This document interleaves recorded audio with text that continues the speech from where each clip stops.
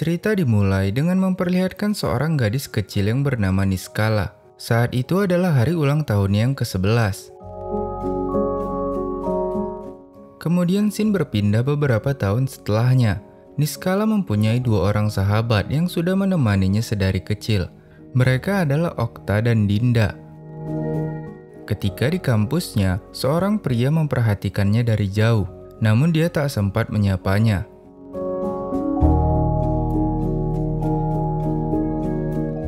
Saat itu diadakan diskusi dengan tema dampak positif dan negatif kemajuan teknologi. Masing-masing dari kelompok mengutarakan pendapatnya, tapi terjadi perdebatan sengit antara Niskala dan kelompok tim lain. Dia bahkan gak bisa membendung emosinya hingga memutuskan untuk pergi dari sana. Nggak pernah ngelakuin hal positif. Kala. Kala.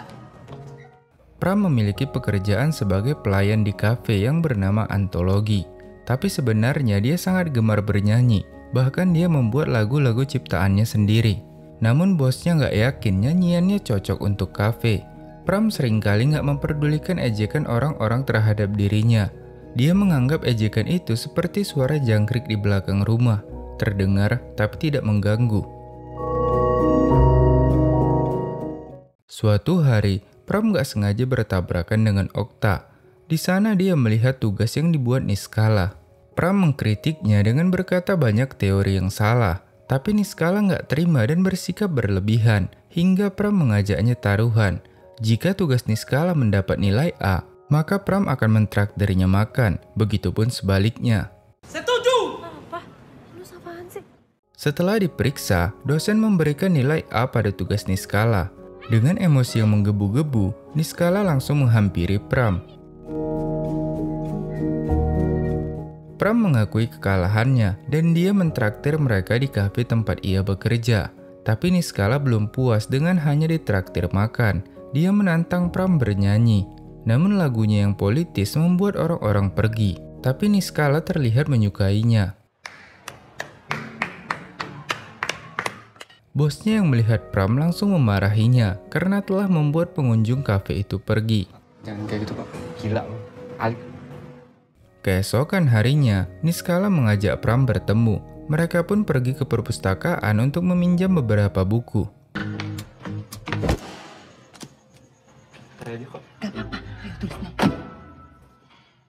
Setelahnya, mereka makan malam bersama. Karena hari sudah larut, Niskala harus mengendap-endap masuk ke rumahnya. Semenjak hari itu, hubungan mereka semakin dekat. Pram juga menyanyikan lagu karangannya untuk Niskala.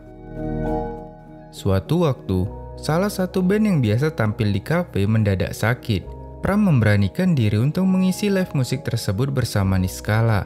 Lagu buatan Pram dan suara mereka berdua ternyata disukai para pengunjung dan juga bosnya.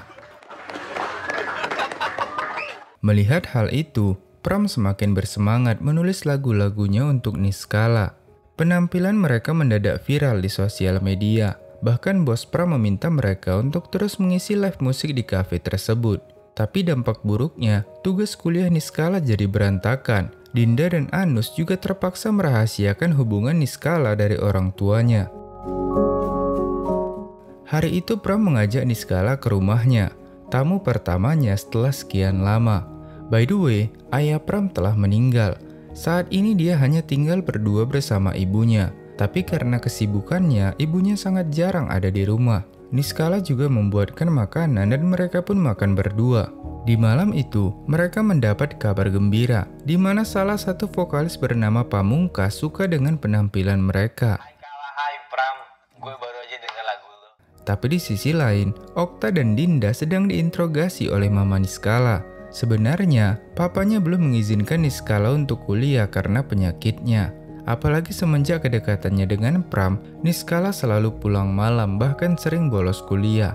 Anus pun merasa serba salah. Satu sisi dia nggak mau mengkhianati temannya, namun di sisi lain dia nggak enak terus-menerus berbohong pada Mama Niskala.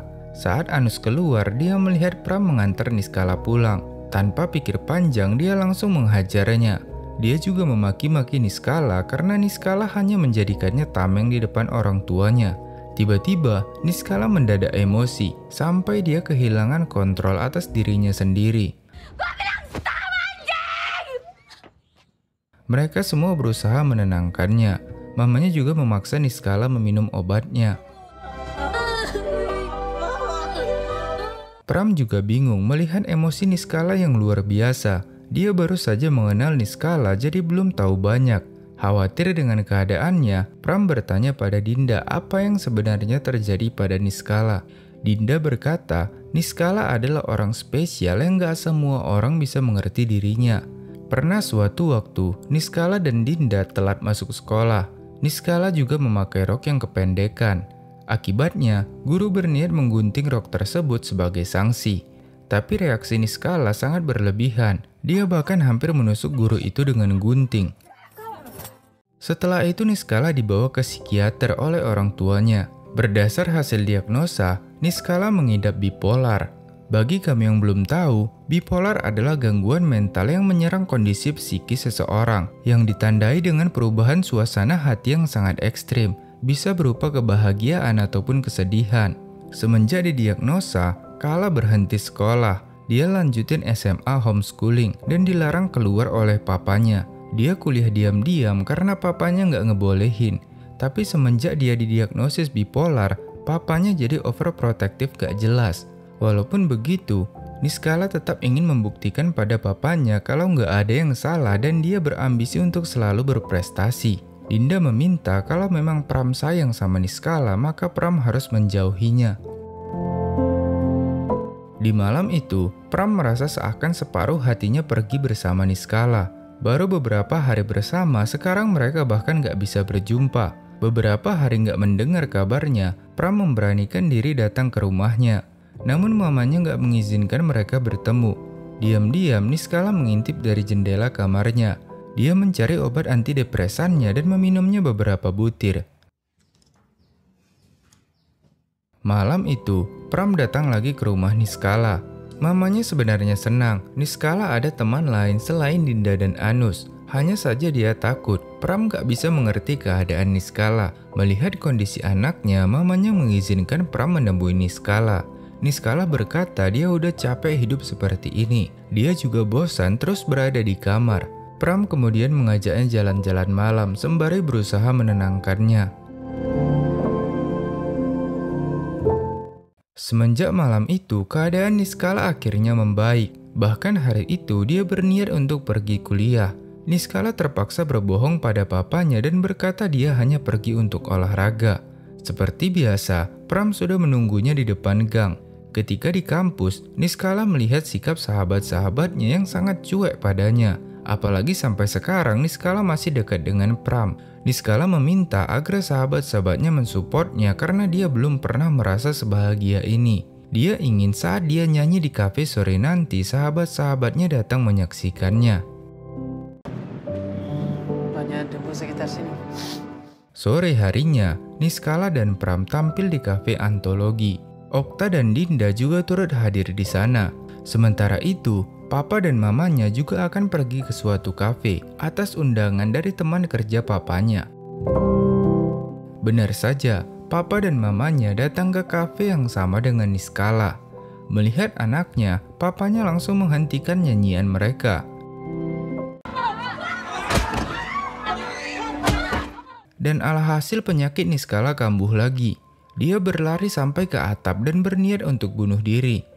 Niskala sebenarnya sangat depresi karena penyakitnya papanya jadi mengurungnya dan seakan menyembunyikannya dari dunia. Padahal yang dia inginkan hanyalah papa dan mamanya bisa bangga punya anak seperti dirinya walaupun dengan segala kekurangannya. Tapi papanya merasa apa yang dilakukannya selama ini adalah untuk menjaga Niskala. Dia pun berkali-kali memaki Pram yang justru tindakannya membuat Kala semakin depresi. Kemudian Pram mencoba mendekat dan menenangkan Niskala.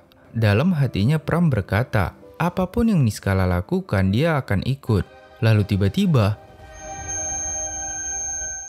entah apa yang ada di pikirannya sehingga malah dia yang bunuh diri.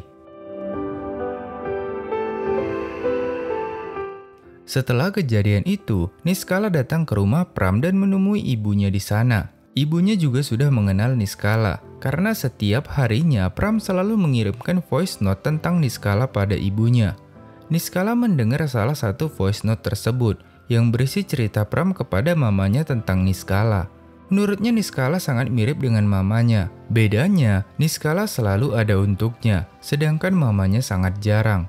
Setelah semua yang dilewatinya, Pram merasa kalau dia nggak siap lagi kehilangan orang yang berarti baginya. Di akhir film, terdengar suara Pram yang memanggilnya. Kawan.